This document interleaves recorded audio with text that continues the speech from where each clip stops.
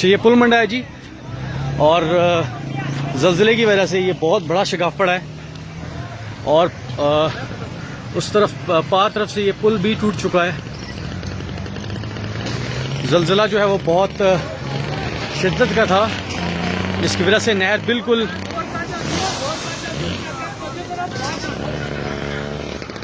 शिगाफ जो है वो बढ़ता जा रहा है इस वक्त। और नीचे जो आबादी है, नहर में पानी जो है वो ज़्यादा हो रहा है, जिसकी वजह से ज़्यादा नुकसानात के